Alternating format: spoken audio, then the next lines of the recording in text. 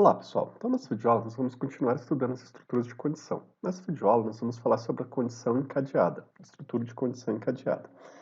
Vamos olhar o diagrama do lado para entender melhor como que funciona a condição encadeada. Então aqui nós temos o início do nosso programa, temos uma instrução e aí temos uma estrutura de condição. Então que pode ser verdadeira, levando a ser executada a ação 2A, ou que pode ser falsa, tá ok?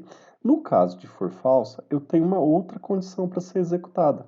Então, ela é encadeada por quê? Porque eu tenho uma condição encadeada ou ligada em outra condição, tá ok? Então, relembrando, se é verdadeiro, executo a condição, se é falso, eu tenho uma outra condição. E aí, nessa condição, se ela for verdadeira, pode executar uma ação, se ela for falsa, pode executar outra ação. Eu posso encadear várias estruturas de condição, então várias decisões aqui, tá? Levando a ter várias possibilidades de ações a serem executadas. Sempre vai ser executada apenas uma ação, ou essa, ou essa, ou essa. Então vamos verificar como fica isso no Visual G. Bom, então no Visual G nós temos aqui o programa realizado na aula anterior. Na aula anterior, o usuário era convidado a digitar uma média, nós líamos essa variável média, esse valor média, e aí fazíamos. Se a média for maior ou igual a 6, então o aluno está aprovado. Se não, o aluno está reprovado. Poderíamos aqui colocar uma outra condição para verificar se a média, por exemplo, é maior do que 3. Então, se a média fosse maior do que 3, então o aluno estaria de exame. E se não fosse maior do que 3, aí sim estaria reprovado. Neste caso, teríamos três opções, ou três alternativas: aprovado, em exame ou reprovado. Para fazer essa alteração, então o que precisaríamos fazer? No senão, quando a condição é falsa, iríamos colocar mais uma outra condição, então mais um outro se. Então, se a média for maior ou igual a 3, então, aí colocaríamos situação recebe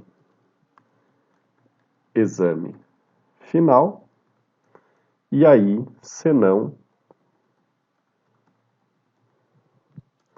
a situação recebe reprovado. Colocaria um fim C e teria um outro fim C. Então, agora, o que acontece? No senão, nós adicionamos outro se, então, senão, tá ok?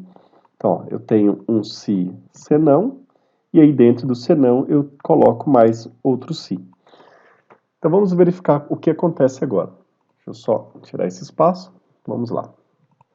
Então, se a média for 6, o aluno está aprovado. Se a média for 5, então o aluno está de exame final, tá? E se a média for menor do que 3, então, por exemplo, 2, então o aluno está reprovado. Então, agora eu tenho três ações, tá ok?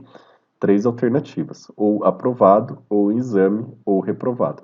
Da mesma forma que nós havíamos aqui no nosso diagrama, no nosso fluxograma. Então, se for verdadeiro, executa uma ação, nesse caso aqui seria o aprovado.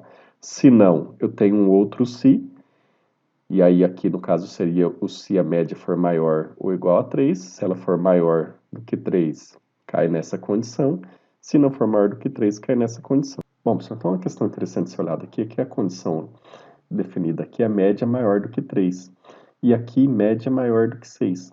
Se a média aqui é menor do que 6, então ela vem para cá, tá ok? Então, quando eu estou testando aqui, eu já sei que a minha média é menor do que 6. E aí eu estou testando o intervalo entre 6 e 3. Tá? Então, mesmo tendo média maior do que 3 aqui, a média, quando chegar nesse ponto, nunca vai ser maior do que 6, porque ela já foi falso aqui. Se ela fosse maior do que 6, eu teria executado isso. Como ela é menor, então a minha média vai ser entre 6 e 3. Tá ok? Então, até a próxima aula, pessoal.